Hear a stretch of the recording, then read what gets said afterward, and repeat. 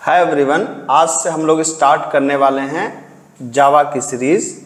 लेकिन इम्पॉर्टेंट बात ये नहीं है कि जावा की सीरीज़ स्टार्ट करने जा रहे हैं। इम्पॉर्टेंट बात यह है कि जो आज का डिस्कशन है ये ना सिर्फ जावा में बल्कि किसी भी ऑब्जेक्ट ओरिएंटेड प्रोग्रामिंग में इसकी उतनी ही ज़रूरत पड़ती है। चाहे आप जावा पढ़िए, चाहे आप पाइथन पढ़िए, चाहे आप सी प्लस प्लस पढ़िए, जहाँ पर बात आती है ऑब्जेक्ट ओरिएंटेड कंसेप्ट की तो वहाँ पर यही डिस्कशन चलता है जो डिस्कशन मैं आज करने वाला हूँ।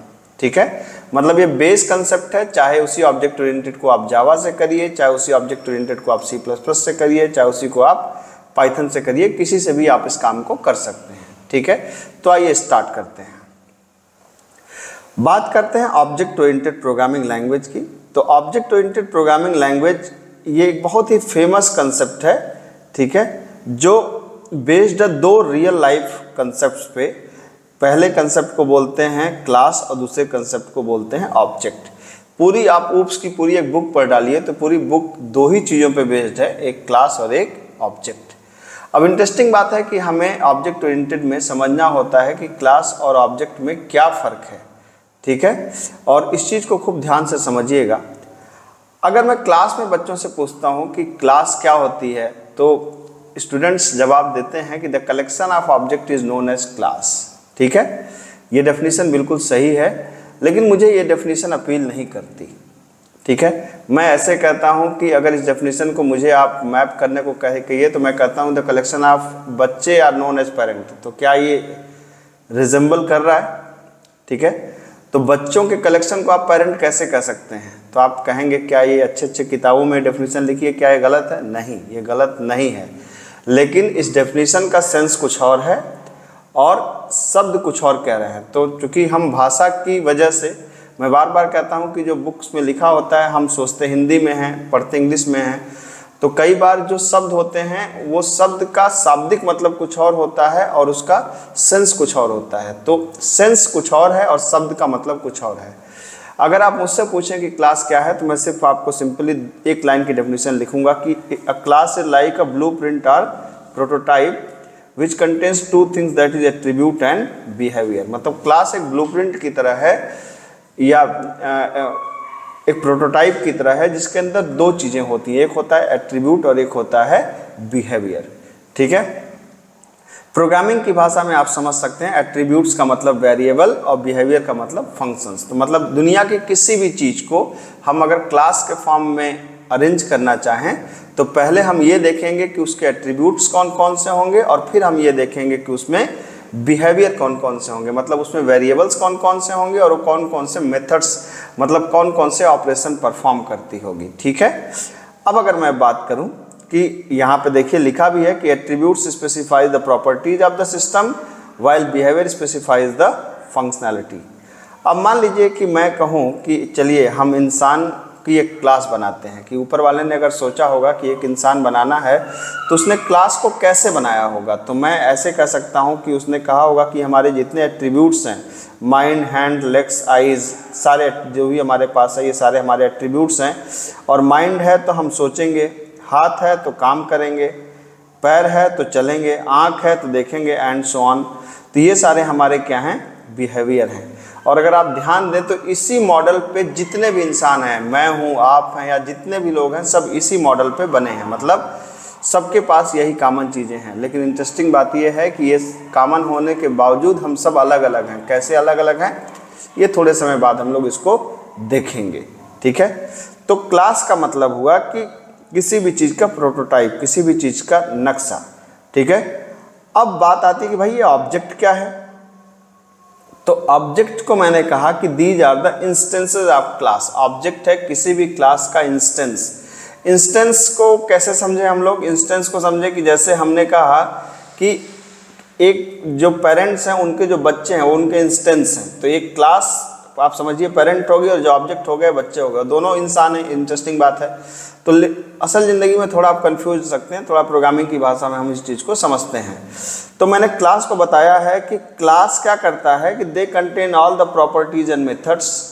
ठीक है, what ever is defined inside the class. मतलब एक ऑब्जेक्ट के अंदर वो सारी चीज़ें होती हैं जो ऑब्जेक्ट के अंदर होती हैं। लेकिन इंटरेस्टिंग बात इसके बाद है कि objects are the active entities while classes are the passive entity, मतलब मैंने लिखा है कि they are the active entities which directly interact with the external environment. मतलब ऑब्जेक्ट क्या होता है, एक्टिव एंटिटी होता है जो एक्सटर्नल इन्वायरमेंट से सीधा इंटरेक्ट करता है। मैं इसको आपको एक छोटे से एग्जांपल के द्वारा समझाता हूँ, ठीक है। मान लीजिए कि हमारे पास हमें एक घर बनवाना है, तो हमने उस घर का एक नक्शा बनाया, ठीक है। तो ये जो नक्शा बना हमारे पास, मान लीजिए आपने कहा कि ये नक्शा है किसी भी घर का, ये 3 रूम है, ये 2 रूम है, यहाँ पे गाड़ी पार्किंग है मान लीजिए, और यहाँ पर मेन गेट है। तो जो ये नक्शा बना है, ये एक नक्शा है। तो आप खुद से सोचिए, क्या आप इस नक्शे में रह सकते हैं? नहीं रह सकते। तो अब इसी नक्शे को बेस मान के हमारा असली वाला जो घर बनना है वो घर हमारा बनेगा यहाँ पे। तो जो ये घर बना है ये क्या हो गया, ये बन गया ऑब्जेक्ट, और ये जो नक्शा है ये क्या है, क्लास। तो इसीलिए मैंने बोला कि क्लास किसी भी चीज़ का ब्लूप्रिंट है। तो एक क्लास की मदद से आपको पता है कि हम चाहें कि एक नक्शा बन जाए तो उस नक्शे पे हम हज़ारों घर बनवा सकते हैं। आपने देखा होगा ऐसी कॉलोनी, जिस कॉलोनी में हर घर एक ही तरह के होते होंगे, ठीक है। तो बेसिकली डिज़ाइन एक बार हुई होगी और फिर जितने भी घर बने उसी डिज़ाइन पे बेस्ड थे। तो जो डिज़ाइन है आप उसको क्लास समझिए, और ये जो बन गए अलग अलग घर, इसको आप समझिए कि ये ऑब्जेक्ट है। अब इसकी अगर मैं बात करूं कि भाई अगर देखिए थोड़ा सा और इसको सिंपल समझते हैं, तो कार एक क्लास है और मारुति 800 क्या है, एक ऑब्जेक्ट है। मोबाइल एक क्लास है, नोकिया X6 या सैमसंग गैलेक्सी क्या है, ऑब्जेक्ट है। पेन एक क्लास है, तो नालजेटर क्या है, ऑब्जेक्ट है। डॉग एक क्लास है, तो टॉमी क्या है, ऑब्जेक्ट है। कहने का क्या मतलब है, कहने का मतलब ये है कि क्लास आप देखिए हर जगह पे क्लास क्या है, क्लास एक थॉट है, एक डिज़ाइन है, एक जो थॉट है, मतलब कैसा नक्शा है, और उस नक्शे को जो इम्प्लीमेंट करता है ये क्या है, ये ऑब्जेक्ट है, जो असल रियल लाइफ में इम्प्लीमेंट करता है, जो रियल लाइफ में मौजूद है वो क्या है, ऑब्जेक्ट है, ठीक है। होपफुली क्लास ऑब्जेक्ट आपको बात समझ में आई होगी। अब बात करते हैं फीचर्स ऑफ ऊप्स को, ठीक है। तो फीचर्स ऑफ ऊप्स का मतलब क्या है, मैं इसको इस तरीके से समझाता हूँ कि जैसे मान लीजिए कि हम इंसान हैं, तो इंसानों में हमारी एक प्रॉपर्टी है, हर इंसान के अंदर थोड़ा सा गुस्सा होता है, तो वो किसी से प्यार करता है, एट्सेट्रा एट्सेट्रा। ये हमारी क्या है, ये हमारी प्रॉपर्टीज़ हैं। प्रॉपर्टीज़ का मतलब होता है कि हम कैरेक्टरिस्टिक्स हैं, ये हम इसके बिना नहीं रह सकते। अगर कोई इंसान कोई ऐसा काम करे जो हमारे दायरे में नहीं आता, तो हम कहते हैं यार ये इंसान नहीं है, कुछ और है। इसका मतलब ये हुआ कि अगर ऑब्जेक्ट ओरिएंटेड प्रोग्रामिंग आप पढ़ने जा रहे हैं, तो ये जो मैं फीचर्स आपको बता रहा हूँ, ये सारे फीचर्स अप्लाई होंगे ऑब्जेक्ट ओरिएंटेड में। ये समझने वाली बात होती है, चाहे वो आप जावा पढ़ें, चाहे C++ पढ़ें, चाहे पाइथन पढ़ें, ठीक है। अब बात आती है इनकैप्सुलेशन की। तो इनकैप्सुलेशन एक कंसेप्ट है, ये कंसेप्ट है डेटा हाइडिंग का। इस कीवर्ड को आप याद रखिएगा, इस कीवर्ड को क्या नाम है, डेटा हाइडिंग, ठीक है। और अब इनकैप्सुलेशन के साथ में एक और कंसेप्ट आता है अब्स्ट्रैक्शन का, और ये कंसेप्ट है मैकेनिज्म हाइडिंग। अब्स्ट्रैक्शन और इनकैप्सुलेशन ये ऐसे दो टर्म हैं जिस पे सबसे ज़्यादा कन्फ्यूज़न होता है, और लास्ट इंटरव्यू तक बच्चे इसमें परेशान रहते हैं। तो अब आपको ऐसे समझिए कि जैसे किसी भी चीज़ को, आपने कोई भी चीज़ बनाया, जैसे मान लीजिए आपके हाथ में इस समय फ़ोन होगा, या आप अपने लैपटॉप पे मेरी वीडियो देख रहे होंगे, तो आप अपने लैपटॉप को ध्यान से देखिए। आपके लैपटॉप को या आपके फ़ोन को अंदर ढेर सारी सर्किट होंगी, बाहर से उसको बढ़िया से रैप कर दिया गया होगा, ठीक है। अगर आप उसको नहीं देख पा रहे हैं तो आप अपने आप को देखिए, आप अपने आप को देखिए, अपने हाथों को देखिए, अपनी पूरे बॉडी स्ट्रक्चर को देखिए। अंदर खून है, हड्डियां हैं, लेकिन बाहर से एक बढ़िया सी स्किन लगा दी गई है, ठीक है। तो ये जो है पूरा का पूरा क्या है, ये पूरा का पूरा जो कंसेप्ट है ये इनकैप्सुलाइज कर दिया गया। अब इससे फ़ायदा क्या होगा, क्यों इनकैप्सुलाइज किया गया है? इससे फ़ायदा ये होगा कि जब अंदर की चीज़ें नहीं दिखेंगी तो जो यूजर है, जो बंदा उसको यूज कर रहा है, उसको ज़्यादा परेशानी नहीं होगी। मान लीजिए कि अगर आप सोचिए, खुद से सोचिए कि अगर आपके अंदर मोबाइल के अंदर की सारी सर्किट और सारी चिप दिखती रहें, तो एक तो उसकी सिक्योरिटी की दिक्कत तो है ही है कि वो थोड़ा सा रबस्टनेस उसकी कम हो जाएगी। दूसरा, जो भी देखेगा परेशान रहेगा, वो फिर सोचेगा ये क्या है, उस पर तमाम क्वेश्चंस उठेंगे। तो बेहतर है हम उसको एक बढ़िया ढंग से क्या करें, रैप कर दें। तो चलिए इतनी बात तो क्लियर हो गई कि भाई इनकैप्सुलेशन का मतलब रैपिंग ऑफ डेटा हो गया, डेटा को रैप कर देना। अब फिर मामला फंसा कि एब्स्ट्रैक्शन क्या है। एब्स्ट्रैक्शन की एक क्लास 12th में किसी बुक में एक डेफिनेशन है, बहुत अच्छी डेफिनेशन मुझे वो लगती है, to using anything without knowing the background detail of that thing is known as abstraction. ये एक लाइन की डेफिनेशन एब्स्ट्रैक्शन के बारे में बिल्कुल कंप्लीट चीज़ कहती है। कहने का मतलब ये है कि किसी चीज़ को इस्तेमाल करना बिना उसकी बैकग्राउंड डिटेल को जाने, ये कहलाता है अब्स्ट्रैक्शन। कहने का मतलब ये है, आप खुद से सोचिए कि आप किसी को फ़ोन करना होता है तो आप क्या करते हैं, आप कुछ एक नंबर डायल करते हैं, ग्रीन बटन पर क्लिक करते हैं, फ़ोन चला जाता है। जबकि अगर आप इसके टेक्निकल प्रोसेस को समझिए तो बहुत ढेर सारे प्रोसेस होते हैं कि आपने फ़ोन किया, फिर नेटवर्क नियरेस्ट नेटवर्क पे, टावर पे आपका नेटवर्क गया, वहाँ से उसने कहीं और ब्रॉडकास्ट किया, वहाँ से उसने कहीं और ब्रॉडकास्ट किया। तो आप सोचिए कि उन चीज़ों को जानने की आपको ज़रूरत नहीं है। आपने अपना फ़ोन या आपने अपना टैबलेट या आपने अपना पीसी को ऑन करने के लिए क्या किया होगा, आपने एक टॉगल बटन को दबाया होगा, ऑन हो गया होगा। हम असल में नहीं जानते। मैं हमेशा बच्चों से कहता हूँ, अब्स्ट्रैक्शन का मतलब होता है किसी चीज़ को यूज करना बिना उसकी बैकग्राउंड डिटेल को जाने।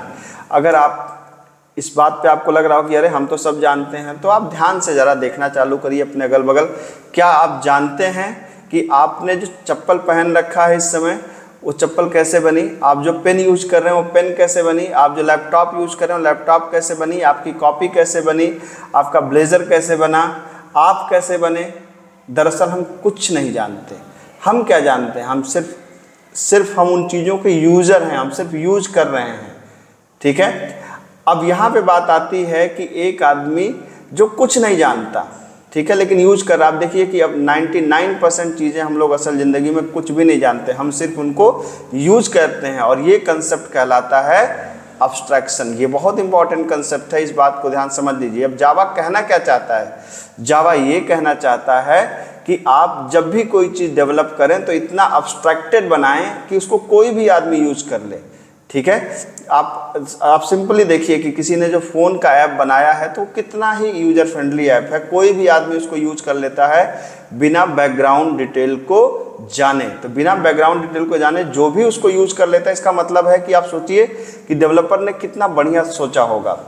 तो अब्स्ट्रैक्शन का मतलब होता है मैकेनिज्म को छुपा देना। मतलब आप जो भी चीज़ बनाएं उसके मैकेनिज्म को यूजर लेवल पे जाने के लिए कोई बहुत दिक्कत ना हो, यूजर उसको बड़े आराम से यूज कर सके और उसको बढ़िया से रैप कर सकें, जिससे आउटसाइड चीज़ें अननेसेसरी एक्सेस ना हो सकें। तो रैपिंग का जो कंसेप्ट है उसको बोलते हैं इनकैप्सुलेशन, और मैकेनिज्म को छुपाने का जो कंसेप्ट है उसको बोलते हैं अब्स्ट्रैक्शन। इसको सुनिएगा, विचार करिएगा तो आपको और क्लियर होगा। ठीक है। अब आते हैं बात पॉलीमॉर्फिज्म की। पॉलीमॉर्फिज्म का मतलब होता है concept of one two many. Concept of one two many का मतलब होता है जब एक चीज अलग अलग जगह पे अलग अलग काम करे। ध्यान से सुनिएगा, पॉलीमॉर्फ एक ग्रीक वर्ड है। पॉली का मतलब होता है मल्टीपल और मॉर्फ का मतलब होता है रूप, कई रूप। तो polymorphism concept of one two many का मतलब क्या है? ऊप्स कहता है कि जब भी कोई चीज आप बनाइए तो ऐसी बनाइए कि वो कई काम एक साथ परफॉर्म कर सके। कई काम एक साथ परफॉर्म कर सके का क्या मतलब है? जैसे आपका फ़ोन, आप उससे बात भी करते हैं, उससे गाना भी सुनते हैं, उससे रिकॉर्ड भी करते हैं, आप ढेर सारे काम है जो अपने फ़ोन से करते हैं। तो इसका मतलब फ़ोन एक पॉलीमॉर्फिक डिवाइस है। हम खुद एक पॉलीमॉर्फिक डिवाइस हैं। अगर आप अपने आप को देखें, आप मुझे देखें, तो मेरे चेहरे का एक्सप्रेशन जिसको मैं पसंद करता हूँ उसके सामने कुछ और होता है, जिसको ना पसंद करता हूँ उसके सामने कुछ और होता है, स्टूडेंट्स के सामने कुछ और होता है, मेरे बच्चों के सामने कुछ और होता है। तो इसका मतलब ये हुआ कि हम इंसान हर क्षण बदल जाते हैं आर्गुमेंट के हिसाब से। आर्गुमेंट मतलब आँख के सामने जो पड़ा उसके अकॉर्डिंग कंसेप्ट हमारा चेंज हो गया। ठीक है। तो जो ये कंसेप्ट कहलाता है इसको बोलते हैं पॉलीमॉर्फिज्म। ठीक है। तो ऊप्स कहता है कि आप जब भी कोई सॉफ्टवेयर बनाएं तो पॉलीमॉर्फिक होना चाहिए, मतलब कई काम एक साथ परफॉर्म करना चाहिए। अब बात आती है इनहेरिटेंस की। तो ये कंसेप्ट है रीयूजेबिलिटी का। रीयूजेबिलिटी का मतलब क्या है? रीयूजेबिलिटी को आप ऐसे समझिए कि एक क्लास बी है, एक क्लास बी है और बी में हमें बनाने के लिए हमें ए की ज़रूरत है। तो बेहतर होगा कि हम ए को दोबारा बी के साथ बनाने से बेहतर है ए को क्या कर लें? इनहेरिट कर लें। ठीक है। तो अब ये आप इनहेरिटेंस हम सभी लोग अप्लाई करते हैं। जैसे मान लीजिए कि एक मदर है, ठीक है, और एक फादर हैं। तो इस मदर फादर से एक बनता है उसका चाइल्ड। तो मदर की भी प्रॉपर्टीज़ को इनहेरिट करता है, फादर की भी प्रॉपर्टीज़ को इनहेरिट करता है। तो मान लीजिए कि मम्मी की नाक उठा लिया, पापा के बाल उठा लिया, मम्मी की फिजिक उठा लिया, पापा का बिहेवियर उठा लिया।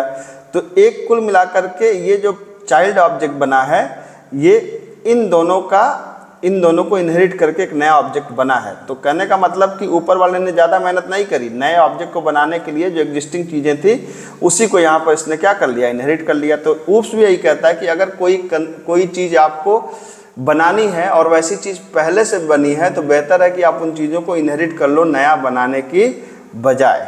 ठीक है, अब जो लास्ट कंसेप्ट है ये कंसेप्ट है मैसेज पासिंग का। मैसेज पासिंग का मतलब सिंपल समझिए कि जैसे मैं एक ऑब्जेक्ट हूँ, मेरे स्टूडेंट्स एक ऑब्जेक्ट हैं, मैं कुछ कह रहा हूँ तो बच्चे सुन रहे हैं, बच्चे कुछ कह रहे हैं तो मैं सुन रहा हूँ, तो ये एक दूसरे से क्या कर रहे हैं, ये कम्युनिकेट कर रहे हैं।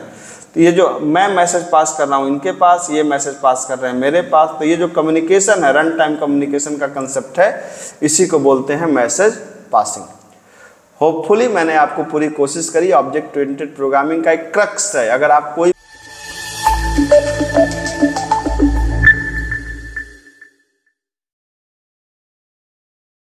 हो तो आप कमेंट बॉक्स में लिखिएगा, हम लोग इस पे और बात करेंगे। Thank you so much.